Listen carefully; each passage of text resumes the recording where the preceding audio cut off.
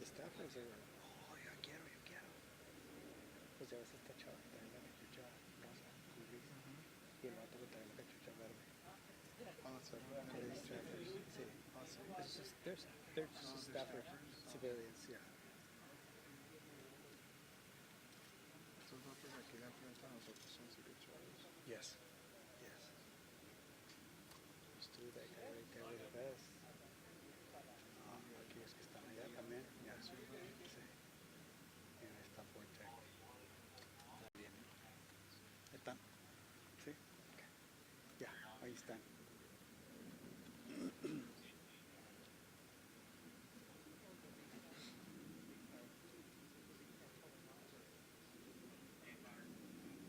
It's okay if we just turn as she's walking in, greet her. You know, she's gonna greet us, and then just yes.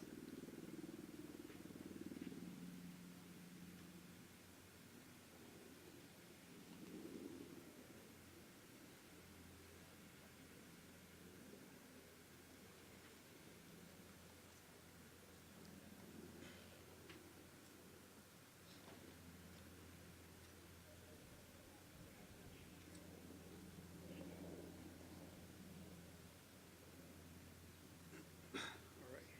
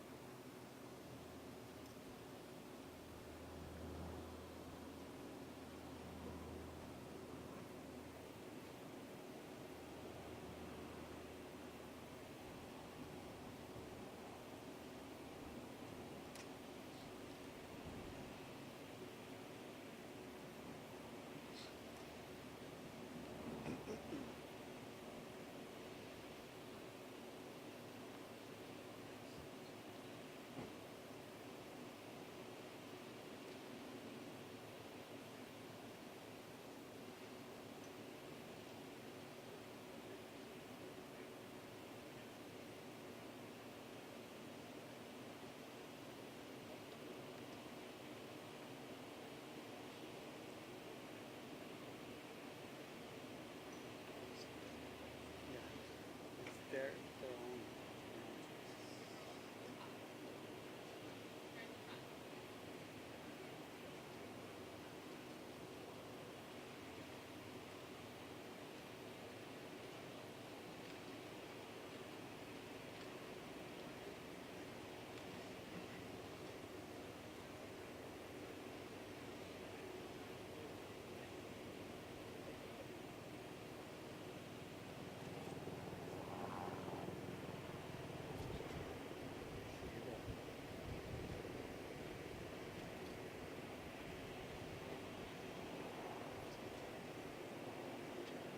Sí, sí.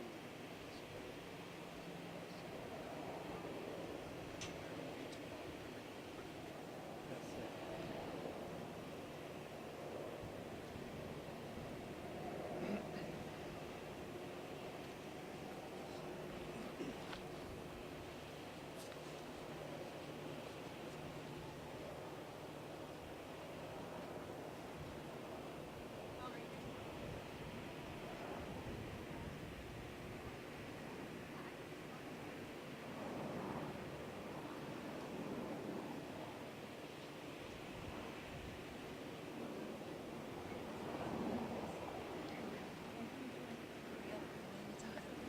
Leo, montes. Oh, thank you so much. I appreciate that. How are you? Secretary, I see you again. Yes, you too. Good. Appreciate it. Well, good afternoon, everybody. I'm Kristi Noem, the United States Secretary of Homeland Security, and I appreciate you all being here. I know that it's warm, but we're covering a very important event. As of tomorrow, President Trump will have been in the White House and in charge of this country for 7 months. And in this first 7 months, he has accomplished some unprecedented things for the security and the safety of all American citizens. As you know, when he campaigned to get elected as President of the United States, he promised the American people that he would secure our border, that he would ensure that the invasion of the illegal criminals that were coming into our country under the Biden administration would be stopped, and that he would do all that he could to restore the safety to our American communities. And he has done exactly that. In fact, today we have the most secure U.S. border that we've ever had in the history of this nation. It's incredible the work that he has done along with the good folks out of CBP and ICE and law enforcement, federal agencies in partnership with states like Texas right here, and also with our local law enforcement that have stepped up and deployed individuals and resources to help us secure this border. Today we're going to be talking about the incredible work that these individuals have done in making sure that we're continuing to construct infrastructure. And when you look at what is behind us as far as the wall that is being built, you see obviously the structure, but also there will be more added to it as far as technology, cameras, sensors that will ensure that it will be secure far into the future, and that will be efficient as well with our resources and our individuals and our agents that are out here on duty day and night making sure that America is safe.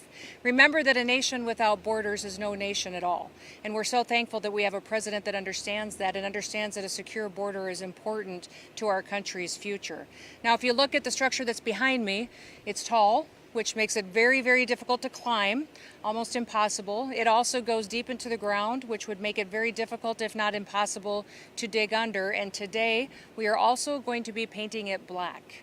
That is specifically at the request of the president, who understands that in the hot temperatures down here, when something is painted black, it gets even warmer, and it will make it even harder for people to climb. So we are going to be painting the entire southern border wall black to make sure that we encourage individuals to not come into our country illegally, to not break our federal laws, but that they will abide and come to our country the right way so that they can stay and have the opportunity to become United States citizens and pursue the American dream.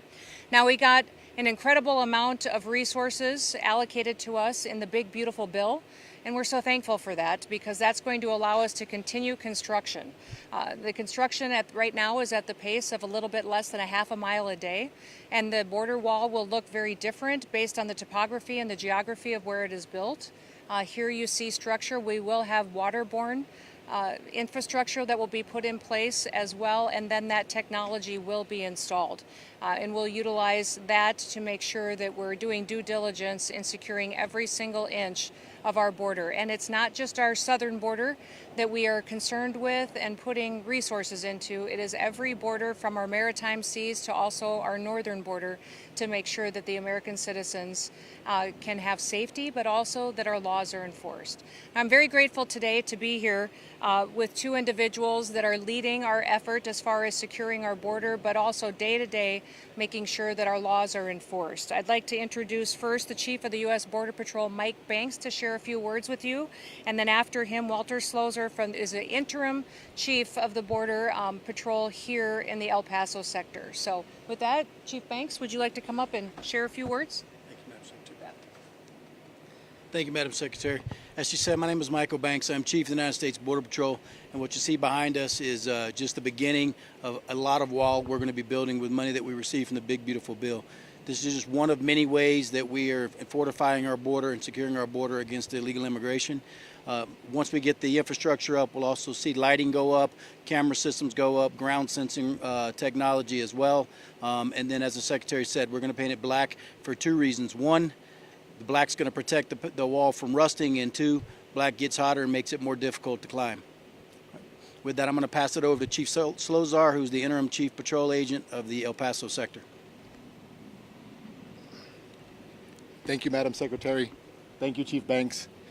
I just want to thank the administration, the Secretary, and Chief Banks for, one, having the will to secure the border in between the ports of entry. We've long known that barriers are key into shaping the operational environment. We're going to continue to build these barriers, and it's a message, a clear message that says we are removing people from the smuggling cycle. We're not going to put them into that, and we're promoting economic prosperity on the north side. So this area north of us is in the plans as to build and put in shops and schools and houses, and this is going to help secure this area for the betterment of the El Paso community, and we're taking border security serious. I've been through 6 different administrations, and I can tell you I've never felt the support from our leadership than I feel today, and that's under the leadership of our secretary. I'm proud to stand here with her, and I want to thank you for being out here to get our message to the community so that they know why border security is important to national security. It is national security, so thank you very much. Thank you, Walter. And I want to thank the agents that are standing here with me today, but I also want to thank all of our other Border Patrol agents who stand on watch every single day, 24/7, to make sure that they're providing for the security of our nation and for our future. So may God bless them and keep them safe as they continue to do their work. With that, I'll take any questions that you may have. Yes, ma'am. You guys have achieved record lows, not seen since the 1960s on a monthly basis. El Paso sector was, I think, 1,000 apprehensions in July. Given that drop to 29 or 39 average a day, who's left coming? Asylum seekers stopped. What are the people that you're now seeing? You know, I'll let Walter speak to that because he knows specifically the individuals that they're encountering here.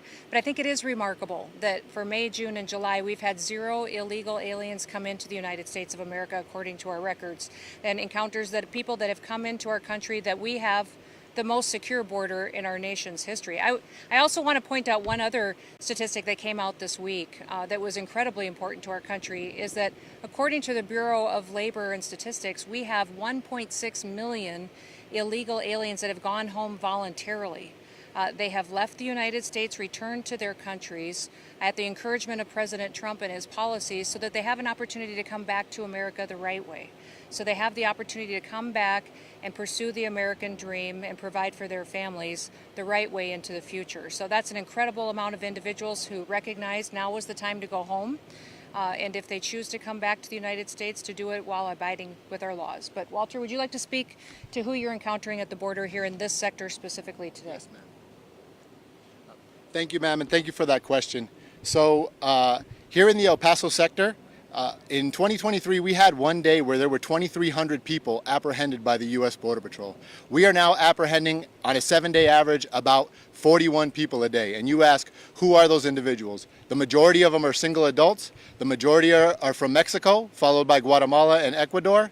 And those individuals are not unlike the 3 years before this, where they were following our Border Patrol agents, tracking them down, and we were stuck preserving life, and we had to take them out and get them out of the area, and no Border Patrol agents were patrolling the border. Unlike that, they are running from us. They're trying to utilize tunnels. They're trying to move left and right of our deployments, and we're apprehending those individuals. Our gotaways are the lowest they've ever been, and we're working with the Department of Justice. We're putting criminal charges. Since 1929, 8 U.S.C. 1325 has been a crime in the United States. We're putting criminal charges on those individuals, applying consequences, and our partners in ICRO are removing those individuals from the United States. But they are individuals that are actively seeking to get in, the people we should have been focused on for the entirety of our Border Patrol careers, and we're not dealing with those asylum seekers and those individuals that commit a crime by entering illegally and still are in our process. So those are the individuals that we're seeing, ma'am. What is your getaway rate? 7-day average is 9. Compared to 400 about this time last year. So, and that's key, right? Messages mean, words and messages matter. It is not okay to enter the country illegally, and somebody's finally saying that. That's our leadership here in the U.S. government, and we're, as the Border Patrol here in El Paso sector, I can say on the behalf of the men and women of El Paso sector, who I am greatly appreciative of, that we are proud to enforce these laws, and the morale is better than it's ever been, because we are doing our national security job, and we are keeping this area safe. Thank you. Sure. Yes.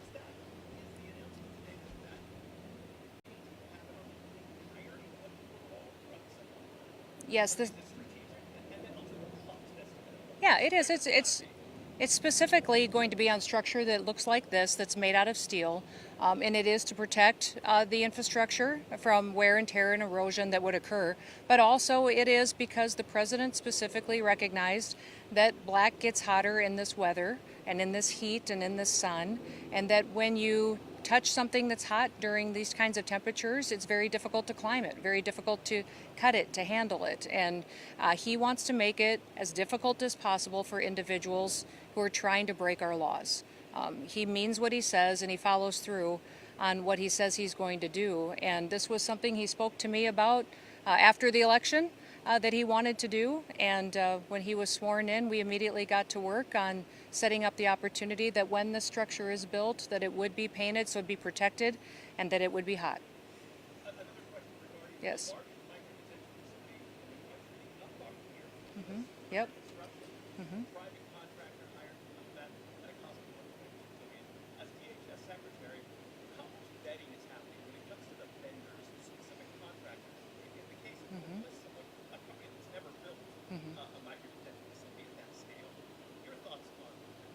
Well, most of that construction and those contracts go through the Department of Homeland Security, except for the ones that are on military installations. And so that is a DoD project that we're working in partnership with, which President Trump has committed to have a whole of government approach. He's got every agency and cabinet member working together to address the situation that we have with illegal aliens that are in our country. And so we're thankful for Secretary Hegseth's leadership and his partnership in that effort, but we're continuing to build partnerships with governors, with other local entities and local sheriffs or law enforcement agencies that are willing to open detention centers as well. In fact, in Nebraska, we have one that will be opening up soon called the Cornhusker Clinker, I think it is, and that will be very helpful strategically, not far from Denver, Colorado, that will help us out with logistics and transportation to return people to their home countries. Yes. How will I further expand what? Detention centers? Well, we will continue to work the processes to make sure that people go through their due process hearings and deport them as soon as possible. So our hope is that we'll continue to build partnerships for more detention centers, but I'm very focused on making sure that once we're picking someone up in our country with final removal orders or criminal convictions and charges, that we're removing them as soon as possible too. My goal is not to build hundreds of thousands of beds. My goal is to get people out of this country that are here illegally. And so that's where our focus is, and we'll build as many detention beds as we need to get the job done. To Mexico? Oh, to New Mexico. There could be. I know that New Mexico has some debates going on with our detention centers, but we're planning on keeping our presence there and expanding it if possible. Yes. Mm-hmm.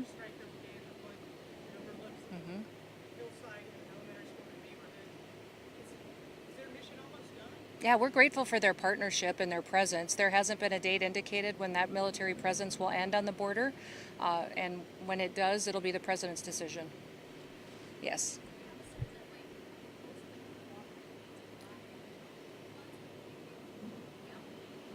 For the painting project, not necessarily all of it has been contracted out yet, but we'll move pretty quickly. As you can see, the gentleman behind me and the folks behind me are working very hard, and they move fast.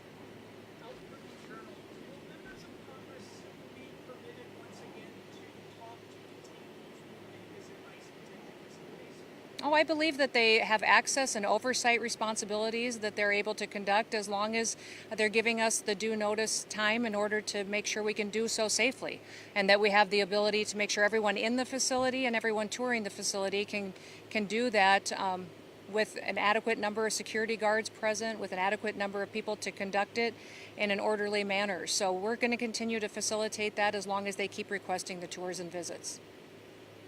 Yes. Mm-hmm. Mm-hmm.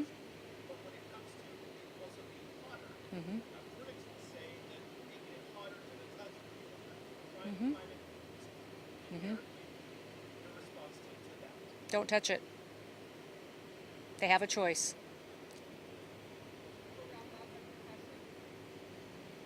Thank you, everybody. Appreciate it.